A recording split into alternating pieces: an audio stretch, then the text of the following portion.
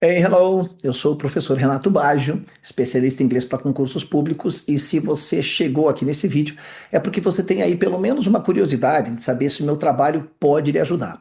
E é isso que nós vamos fazer aqui, tá? É um momento que não é muito longo, mas normalmente as minhas aulas de correção das provas de inglês anteriores de qualquer banca são trabalhos assim de acima de 1 hora, porque eu faço um trabalho bem gradual, do zero mesmo, traduzindo tudo, explicando tudo, fazendo relação com todo o conteúdo programático do edital. Mas aqui eu peguei um texto mais curtinho. Aliás, eu peguei um de vários textos que compõem uma prova aqui da FGV para concurso da Seduc, para você ver um pouquinho como é que é o meu trabalho. Então, na verdade, hoje isso aqui é uma degustação e aí você pode entrar em contato comigo para ver se realmente é relevante para você. Tá legal? Bora lá?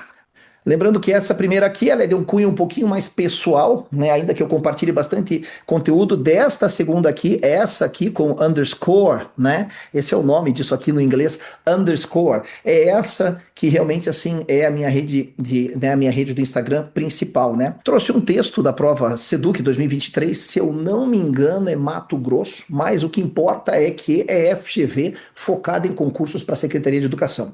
E esse aqui é o texto quinto dessa prova. Então, na verdade, nós tivemos uma prova bem extensa e normalmente provas para cargo de professor de inglês, as provas são realmente bem extensas, né? Esse texto aqui, sendo bem honesto, tá? Eu considero ele de nível fácil dentro do que é a prática da FGV. Então ela trouxe assim uma prova bastante eclética para essa instituição, cobrando textos bem mais pesados, né? Outros como esse mais tranquilos. Mas o objetivo aqui é você analisar a minha metodologia, tá legal? Então vamos lá. O primeiro ponto que eu quero começar antes de entrar nesse texto aqui são duas coisas que eu preciso te falar caso você não conheça o meu trabalho ainda. A primeira delas é que nós nunca partimos do pressuposto que a gente vai fazer uma tradução literal, porque o inglês tem uma dinâmica muito parecida com o português. Qual dinâmica é essa? Se eu perguntar para você o que é a palavra casa, e você primeiramente pensar, né, num substantivo feminino singular que indica moradia, você vai estar pensando numa coisa fora de contexto, né? Primeira coisa que tiver à cabeça. Porém, você concorda que isso aqui pode ser um verbo? Você concorda que eu posso dizer que, Pedro está com a Ana há muitos anos e quem sabe agora ele não casa com ela? E veja, nas duas frases, né, nos dois contextos, a palavra casa, ela é homógrafa e homófona, ou seja, ela escreve e se fala com a mesma pronúncia e se escreve igualzinho, né? Isso é mais forte no inglês. Eu tenho isso muito forte no inglês e em vez de ficar dando vários exemplos aqui, já que essa é uma aula de degustação, pensa comigo, por exemplo, na palavra run. Veja que eu tive o cuidado de dizer a palavra run, até porque ela pode ter várias classificações gramaticais. E se você ainda não sabia disso, você está olhando para a palavra mais complexa da língua inglesa. Essa palavra levou, na época, mais ou menos uns 2 anos, para eles levantarem todos os possíveis significados dela, e de acordo com o dicionário técnico da Collins, ela possui 645 traduções diferentes. Ela ganha de longe do set, né, ou do get, que a gente costuma dar como exemplo. Portanto, veja, então o que é run? Não sei. Preciso de um contexto para definir o que é isso.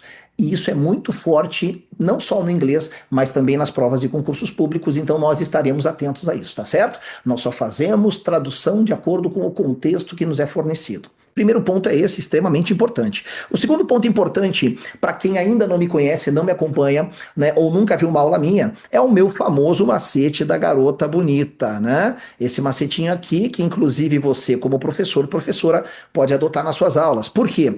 Porque esse macete, ele desmonta aquela narrativa de que, o inglês é tudo ao contrário do português, como alguns alunos falam, né?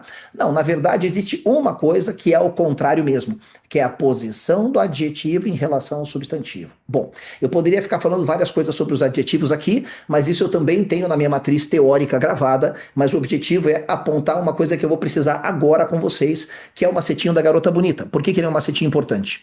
Porque em inglês, garota bonita, você vai dizer beautiful girl, né? Pois bem, então o que que acontece? A gente percebe que é uma espécie de uma inversão, né? O meu bonita veio para frente, o garota veio para trás, e na verdade, o macete da garota bonita é justamente isso. Ele diz assim, ó, aqui eu tô falando de garota. O que vem na frente indica que tipo de garota é, então eu venho de lá para cá. E aqui está o meu adjetivo. Bom, aí você fala, tá, isso aí todo mundo sabia.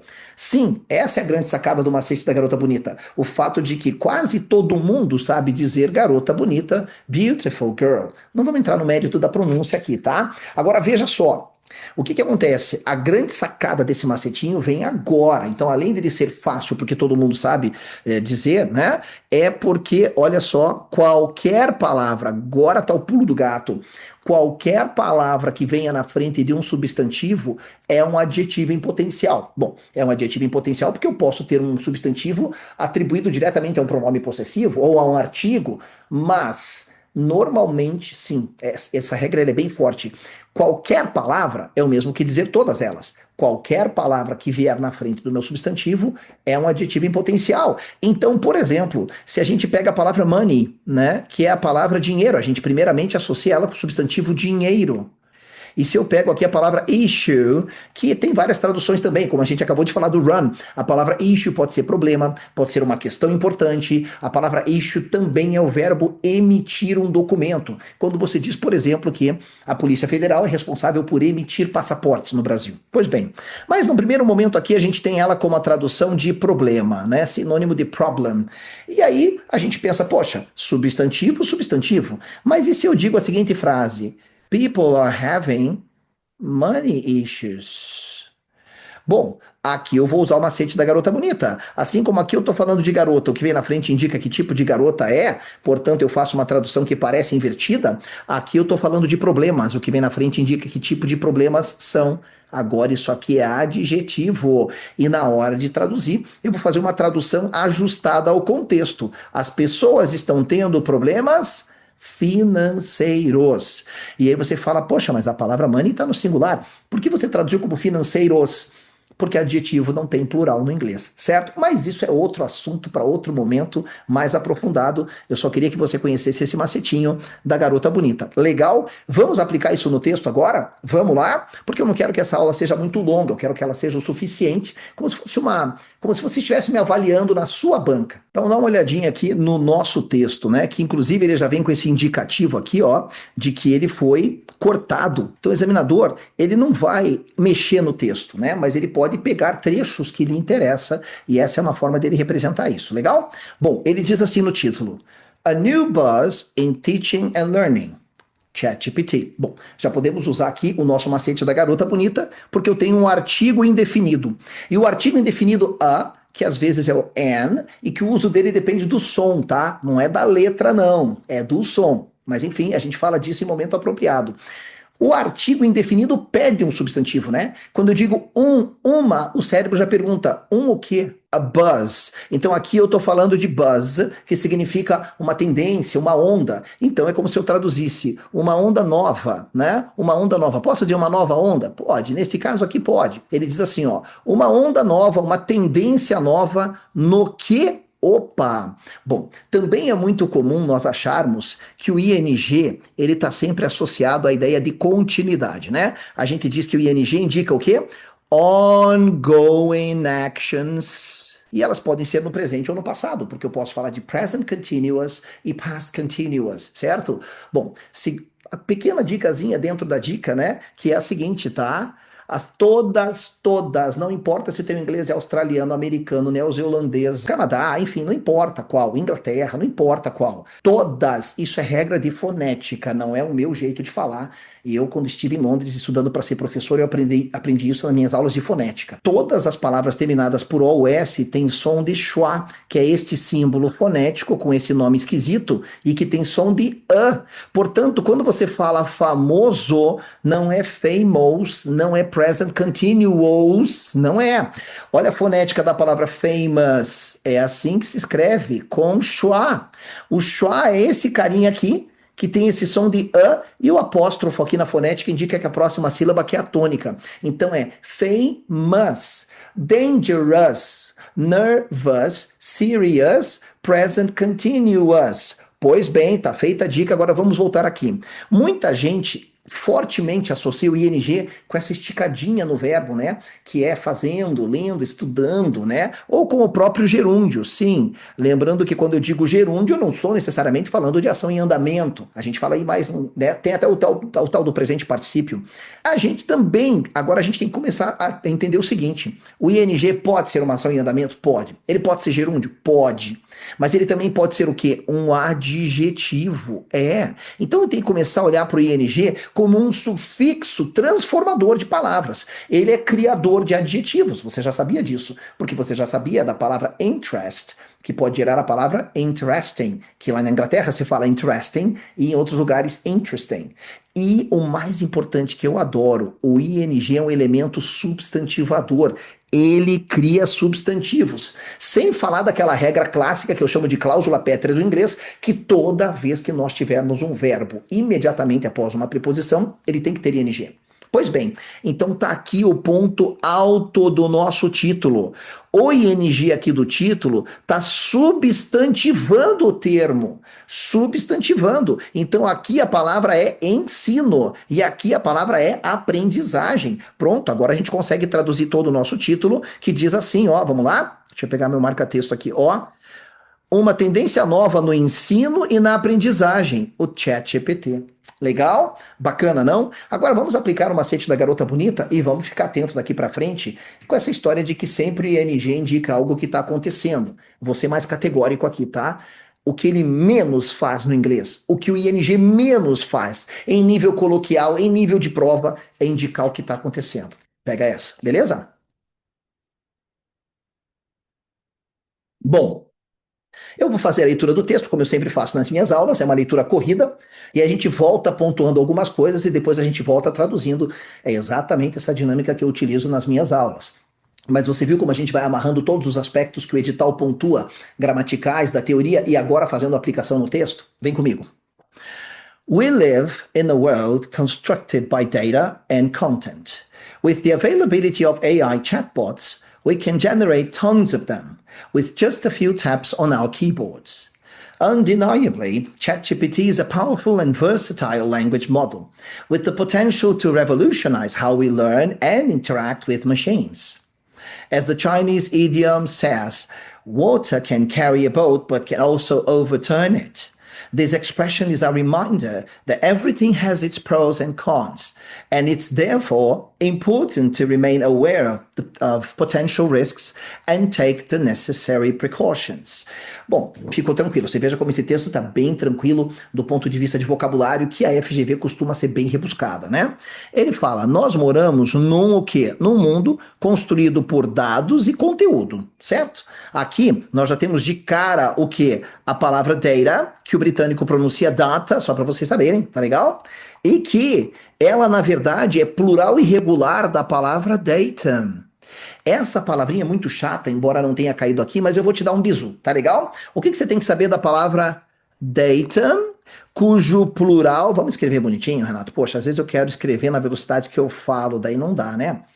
A palavra data ou data, ela está no plural, mas como ela faz parte do rol das palavras que estão no plural, mas são derivadas do latim, ela tem plural irregular. Presta atenção nessa que é bem passível de cair em prova de concurso para professor, tá? Quando eu digo em português, os dados estão corretos. Veja, aqui o que acontece, né? Eu tenho que fazer a concordância de tudo com tudo. O português é complexo por causa disso. Então, o meu substantivo plural masculino tem que concordar com o meu artigo plural masculino, que concorda com o verbo flexionado no plural e com o adjetivo flexionado no plural masculino. Tudo tem que combinar com tudo. Mas você já sabe que no inglês somente substantivos têm plural, tá? Via de regra, tá bom? Agora vamos lá.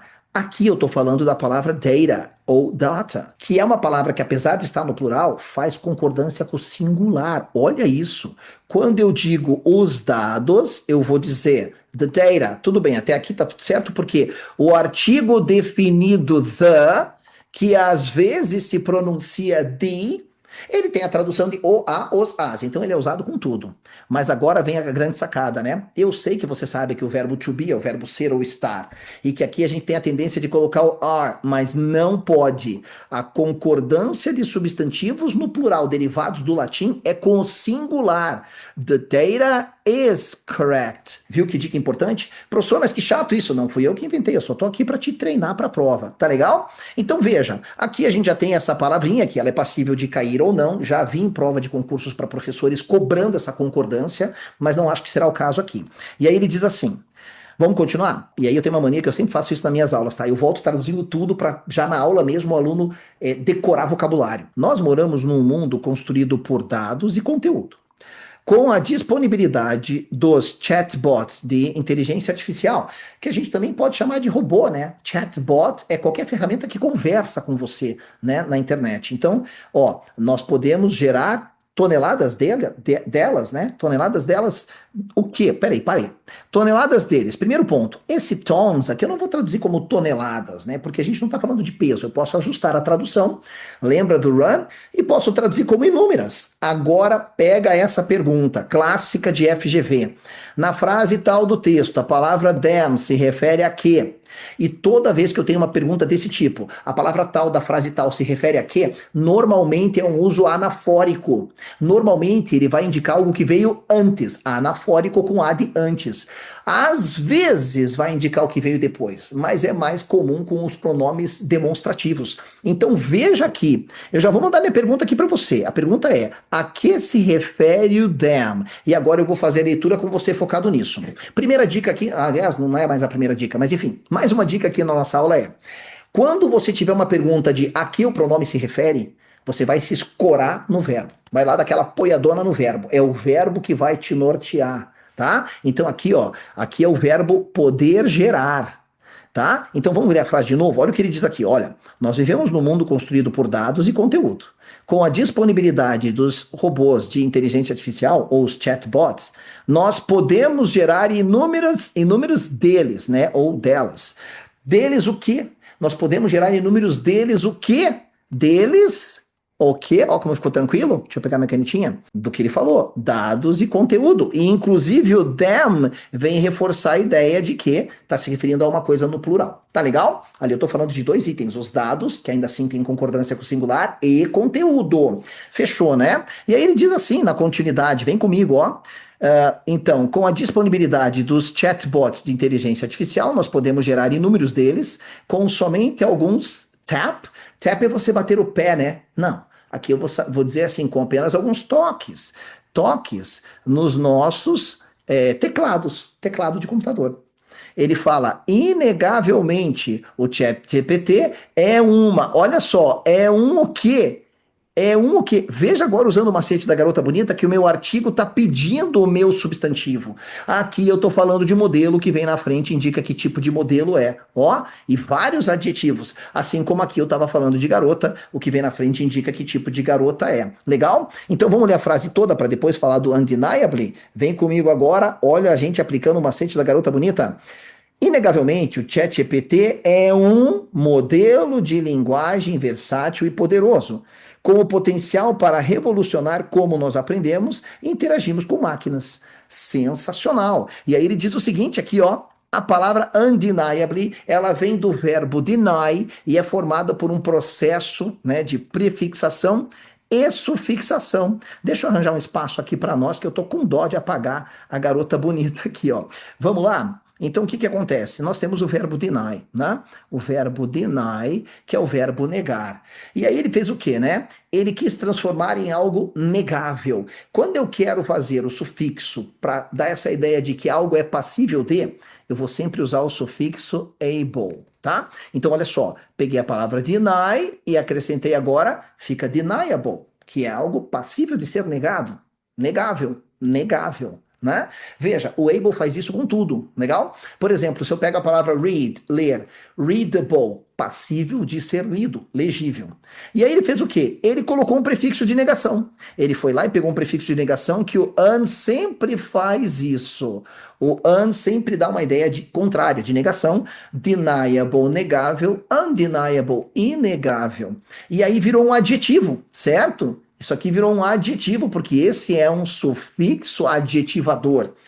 Aí existe uma regra muito legal que eu gosto de usar, um macetinho no inglês, que é assim, o ly do inglês como sufixo, ele equivale ao nosso mente do português. Eu acho que dá para eu escrever mais separado para ficar mais claro.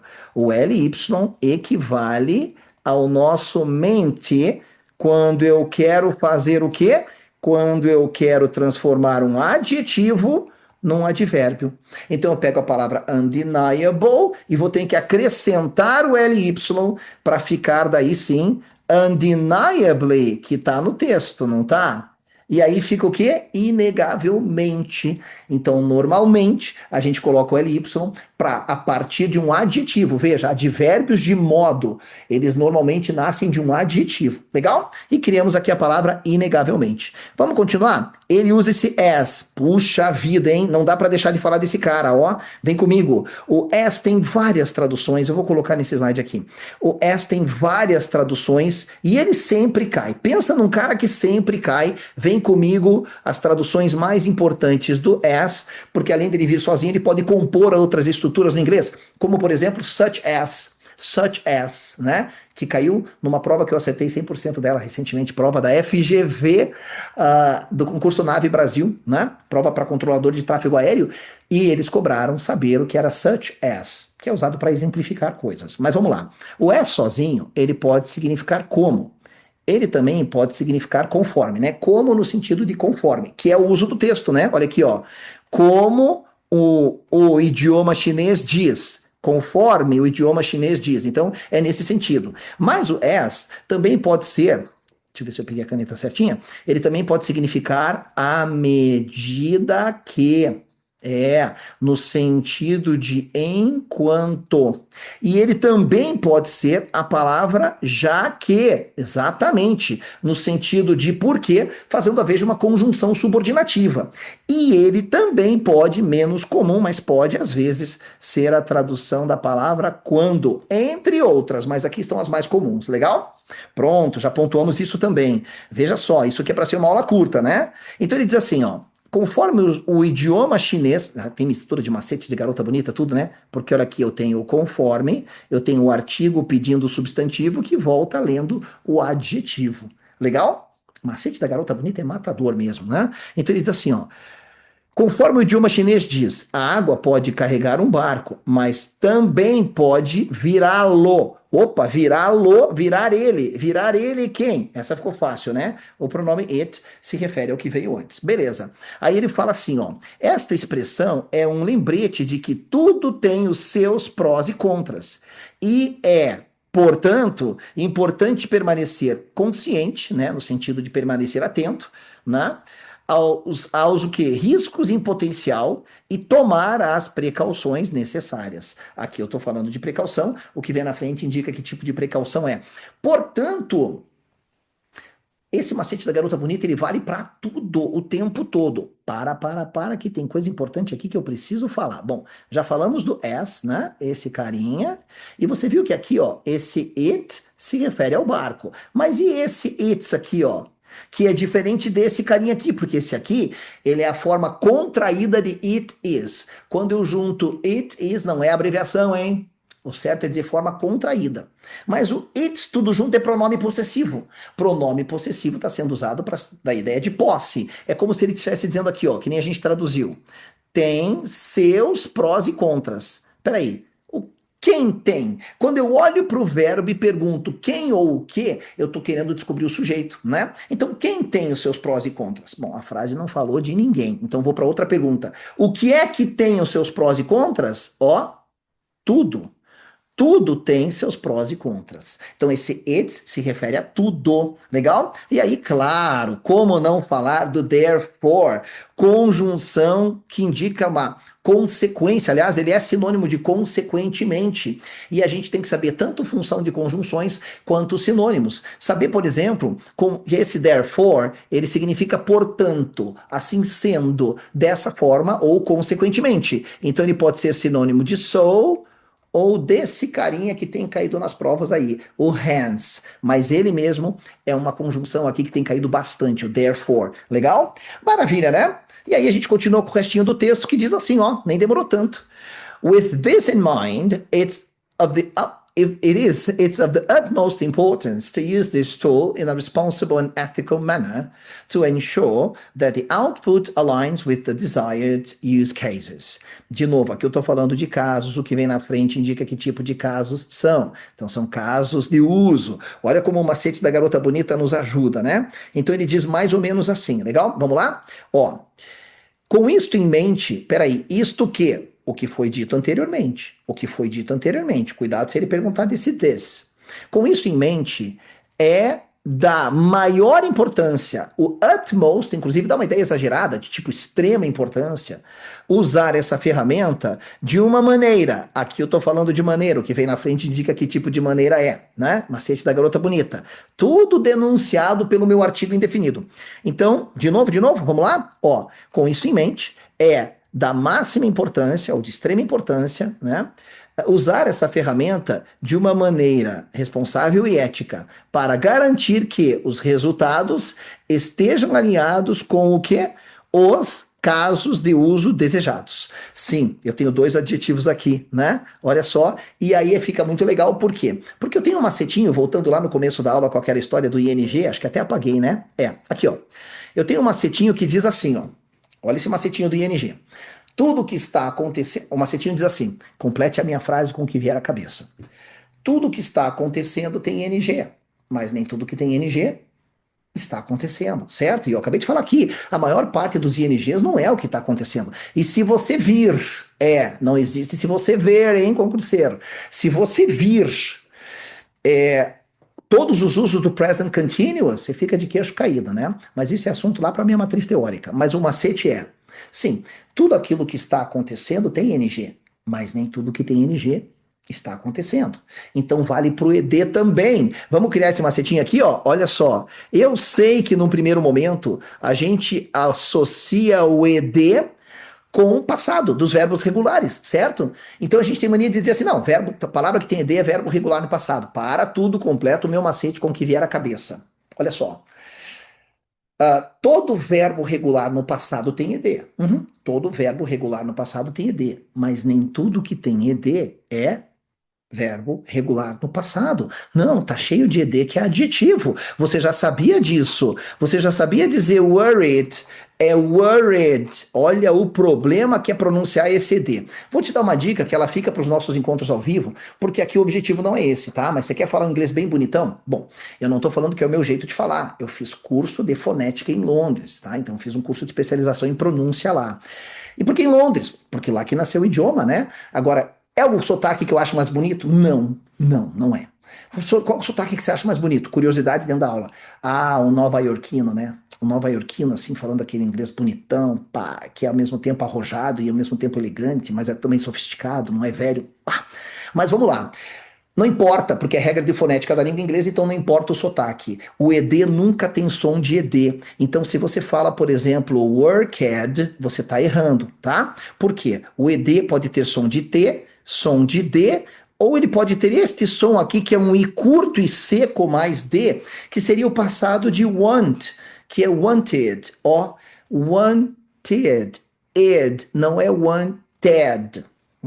Mas enfim, se você quer saber mais sobre isso aqui, me procura, me manda uma mensagem lá no privado que eu te mando a explicação, tá legal? Para você já começar. E ó, só para você saber, tá?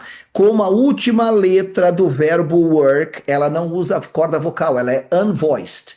Ela é uma letra muda. Eu produzo ela com a boca, não com corda vocal. Eu digo work. Então, quando a última letra de um verbo regular, porque a gente está falando de quem leva ED, né? Quando a última letra de um verbo regular ela é unvoiced, ela é não vocálica, o ED tem som de T. Então, o passado de work é worked, worked, worked. E se você falar work it, tá errando, só tá falando o ED aqui errado rápido, tá bom? Mas como eu te disse, esse não é o foco da nossa aula, até porque você não precisa falar inglês para passar num concurso público. Agora vamos ao macete? Por que que eu disse que essa palavra é um adjetivo? Completa a minha frase com o que vier à cabeça de novo. Todo verbo regular no passado tem ED, mas nem tudo que tem ED é verbo regular no passado. E uma das maneiras de eu criar adjetivos é com ING. Por exemplo, interest vira interesting, né? Ou interesting. E eu também posso criar com ED a palavra interest, que é interesse, mas lá no vocabulário técnico de finanças significa juros, tá? A palavra interest, que significa interesse, eu posso gerar interested, ou do britânico interested, que também é adjetivo. E daí qual que é a diferença de interesting e interested? Isso é assunto para nossa matriz teórica, mas vamos lá. Então tá aqui o nosso texto, você viu que é muito conteúdo que a gente pode ir passando. Quando a gente tem essas aulas online ao vivo, a gente vai justamente discutindo isso e é muito rico. E o mais bacana de tudo das aulas online ao vivo, né? Professor, não é mais fácil você gravar, que nem você fez com essa aqui, e aí você só manda rodar. Cara, se você soubesse da interação, das perguntas que os alunos fazem, que são perguntas riquíssimas, e como elas reforçam e melhoram o meu trabalho, você não iria querer ficar fora dessa comunidade. Das nossas aulas online ao vivo. Fechou aqui? Fechou nosso textozinho? Beleza? Agora vamos fazer o seguinte para a gente encerrar. Eu vou fazer uma leitura corrida. Você vai ver como você vai lembrar de todas as palavras e a gente vai para o texto, que hoje a gente só tem aqui 5 questõezinhas, que é um pedacinho dessa prova da Seduc, lá de 2023, porque a prova da parte de inglês era gigantesca. Vem comigo, leia comigo, e se o meu sotaque é muito ruim, me perdoe, mas assim, eu morei em Londres, então eu tento amenizar ao máximo, mas lembra, tu nem precisa falar inglês para passar numa prova de concurso público. A gente está falando de um inglês instrumental, legal? Mas é claro que quando a gente vai atuar nessa área, nessa profissão, a gente quer falar bonito, né? Vamos lá, olha só. A new buzz in teaching and learning, ChatGPT. We live in a world constructed by data and content. With the availability of AI chatbots, we can generate tons of them with just a few taps on our keyboards. Undeniably, ChatGPT is a powerful and versatile language model with the potential to revolutionize how we learn and interact with machines. As the Chinese idiom says, water can carry a boat, but can also overturn it. This expression is a reminder that everything has its pros and cons, and it's therefore important to remain aware of potential risks and take the necessary precautions. With this in mind, it's of the utmost importance to use this tool in a responsible and ethical manner to ensure that the output aligns with the desired use cases. E aí vem a nossa primeira perguntinha, ele fala, o objetivo do texto 5 é um modelo de questão, Sisgan Hill faz muito isso também, que é como se você tivesse que completar o enunciado, né? Então, o objetivo do texto 5 e olha aqui, estratégia de resolução de questão, ele está usando o to infinitivo, que é uma partícula que pede um verbo aqui no infinitivo. Não é à toa que cada item começa com um verbo no infinitivo. Quer dizer, é o to que vai dar o tom do infinitivo. Mas esse to está pedindo um verbo, percebe? E quando a questão é construída assim, grande parte da resposta já está contida na primeira palavra. Então, eu posso fazer uma análise assim para ganhar tempo. O objetivo do texto é o quê? Canetinha, cadê você? Aí. O objetivo do texto é examinar algo ou é promover algo? Eu já não ficaria com a letra B, o texto não promove nada. Ou é mostrar como os chineses... Não é para mostrar nada dos chineses, até porque ele mencionou os chineses só um idioma deles, né? Certo? Como é que a gente chama isso no português? Um ditado, né? Um ditado. Tá bom, então, não, é censurar. Censurar? Veja, então tem algumas aqui, com certeza B e a D, eu já eliminaria de cara, mas a gente vai ler tudo para poder resolver isso aqui. E aí vem a grande sacada das minhas aulas, nas quais eu vou treinar você. Primeiro ponto, não é para você interpretar nada no sentido de concluir, deduzir, supor ou inferir. Se você lê um texto e começa a pensar assim na hora de resolver assim, não, o texto disse tal coisa, então, portanto, sendo assim, consequentemente, você já está errando. Não sei nem por que cai isso, interpretação de texto. As bancas não querem que você conclua nada. Elas querem que você prove que você entendeu o que está escrito numa outra língua, que no caso é o inglês. Não conclua nada. Isso é muito importante e com o tempo nas aulas vai ficar bem automático para você. Segundo ponto, nós somos caçadores de erros, porque o erro salta aos olhos. Tentar achar a correta é uma cilada, porque o nosso cérebro já está tentando validar tudo.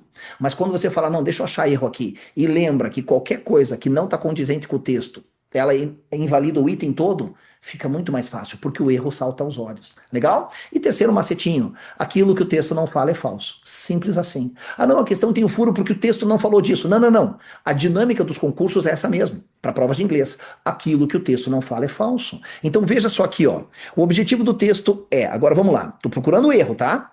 Examinar os benefícios de cursos de inglês online. Em algum momento ele falou de cursos de inglês online aqui?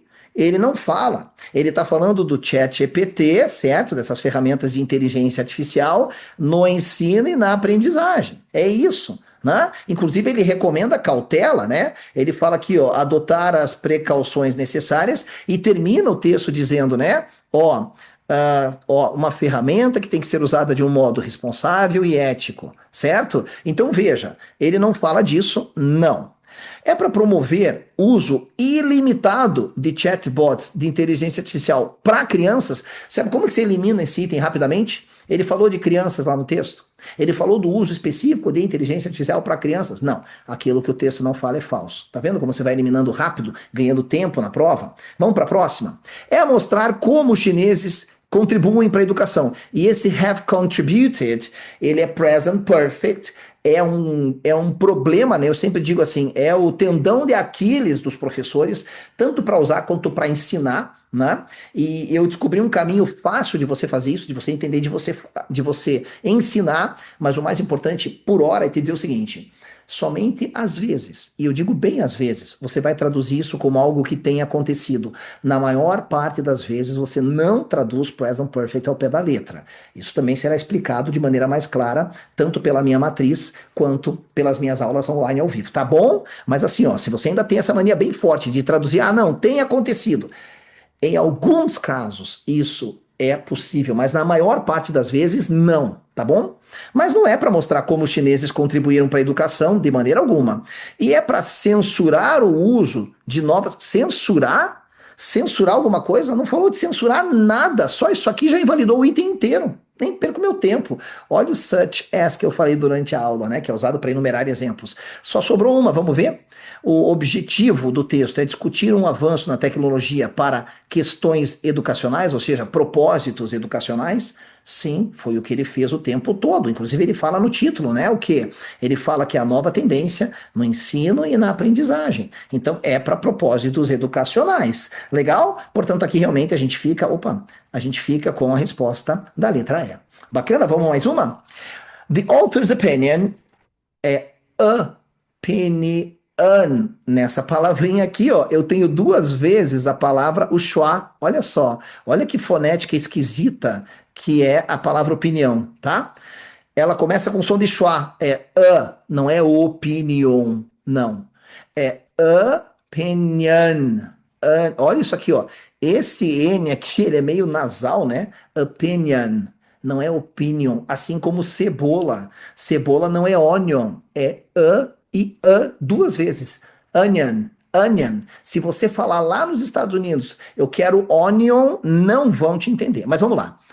Olha o apóstrofo S, que aqui é o nosso caso genitivo, indicando posse. Então fica: a opinião do autor é que, pronome relativo, a nova ferramenta de escrita tem que ser usada como, ó, must be. Então, nesse enunciado, ele parece bastante simples, a questão nem é difícil, mas ele está te cobrando aqui uso do genitivo, que para nós é bem natural, e entendimento do uso dos verbos modais. Os verbos modais representam a estrutura mais complexa do inglês. Professor, mas eu acho eles mais fáceis que o present perfect. Vai por mim. É porque no nosso idioma a gente também tem uma dinâmica parecida com a dos verbos modais, em que palavras têm vários significados e que dependem do contexto. É por isso que facilita para nós, brasileiros. Chinês tem uma dificuldade absurda com verbos modais no inglês. Por quê? Porque na China não existe uma mesma palavra para duas coisas. Não existe. Que nem no português. A gente fala, por exemplo, assim, tomar banho, mas você não tomou teu banho, né? E você fala tomar um drink. Pois é, tomar água, né? Ou beber. No inglês, no chinês, não. Cada palavra tem só um significado. Então, quando você vem trazendo lá o can, que o can pode indicar permissão, pode indicar possibilidade, proibição, né, no negativo, né, que é o can't, né? O chinês fica maluco, tá? Mas enfim, isso é outra história. Então, olha só. Aqui ele está dizendo nesse enunciado.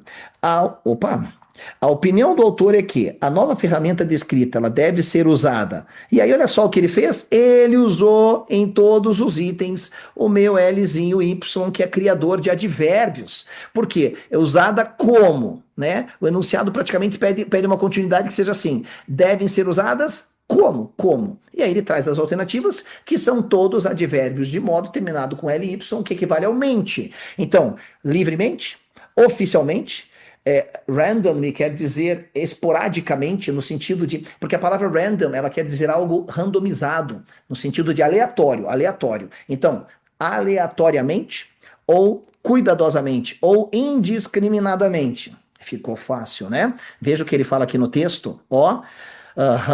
Necessary precautions. Olha só o que ele fala aqui. Então veja, não é porque você deduziu que isso é perigoso, não. Nós não deduzimos nada. Está escrito no texto que é para adotar precauções necessárias. Então ele dá essa ideia de aqui de cuidado, né? Então, portanto, a letra D com toda certeza. Legal? Não precisei concluir, supor, deduzir ou inferir nada. 43. Ele quer saber a que se refere o pronome it's. Ó, o pronome nesse trecho se refere à palavra. Bom, a FGV aqui, ela quer que você saiba que isso é um pronome, né? Porque ela não destacou. Ela só trouxe ali o trechinho, né? E esse tipo de questão ela é muito legal porque assim, ó, não adianta você ficar só olhando para o comando da questão. A FGV adora dar um comando que não é completo, para você ter que voltar no texto. Quem tem preguiça, dançou. Então, se eu olho só para esse trechinho, eu não consigo saber a que o it's se refere. Mas você lembra que a gente trabalhou com isso já na leitura do texto? Porque eu sei que a FGV cobra muito. A gente viu que esse it's, aí a gente faz o quê para saber mesmo como é que um pronome, a quem ele se refere? A gente se apoia, a gente se escora no verbo. A gente se escorou no verbo aqui e viu que ele se refere a tudo, né? Ó, a expressão é um lembrete de que tudo tem seus prós e contras.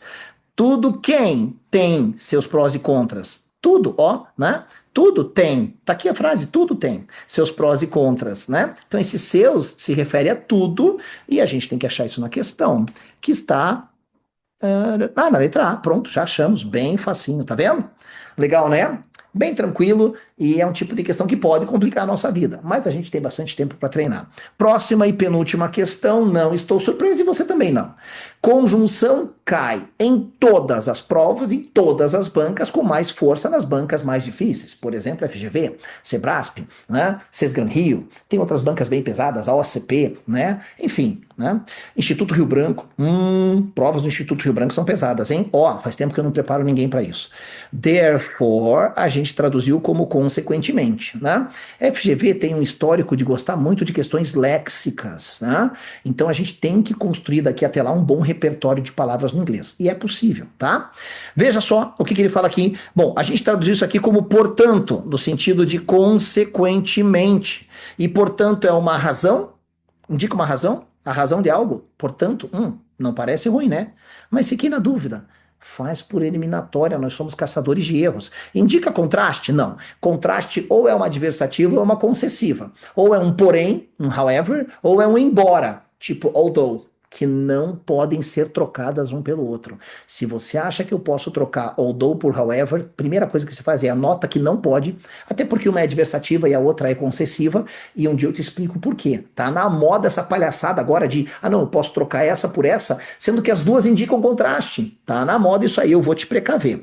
Condição, não, condição indica, né? Condição é um se, não tem nada a ver com se. É uma oposição? Se fosse oposição, também seria contraste. Não, esses itens se anulam. E é uma concomitância? Não, concomitância é aquela conjunção que indica simultaneidade, duas coisas acontecendo ao mesmo tempo. Então, de fato, aqui, por eliminatória, veja como ficou mais fácil, é a letra A. E por fim, mas não menos importante, last but not least, a gente tem aqui a questãozinha 45. Ele quer saber o oposto do adjetivo powerful. Gente, isso aqui nem parece questão de FGV, tá? É muito facinho, é muito facinho. Essa aqui ficou muito facinho. Eu vou preparar vocês para coisas acima disso daqui, né? Porque eu sei que a FGV vem pegando pesado ultimamente. E ela tá sendo aí de novo cotada a banca da moda, né? Tá dividindo o palco aí com o Sebrasp, as duas sempre as mais cotadas, né? Bom, powerful. Eu não lembro o que eu traduzi powerful lá no texto. Vamos ver. O que eu traduzi powerful? Poderosa mesmo? Vamos ver o que a gente traduziu aqui. Constructed. Agora tem que achar. Aqui, ó. ChatGPT is a powerful model. Então é poderoso mesmo. É um modelo de linguagem versátil e poderoso. E ele quer saber o oposto de poderoso. Cuidado aqui para ler o enunciado. The opposite of the adjective powerful, que alguns pronunciam adjective. Tanto faz, dá para falar adjective ou adjective.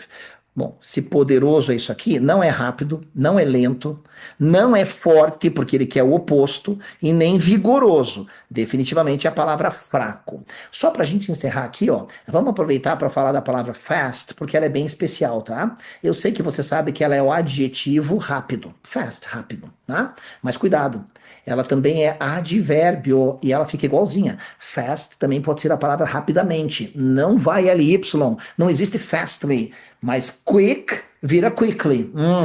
E fast também é um substantivo.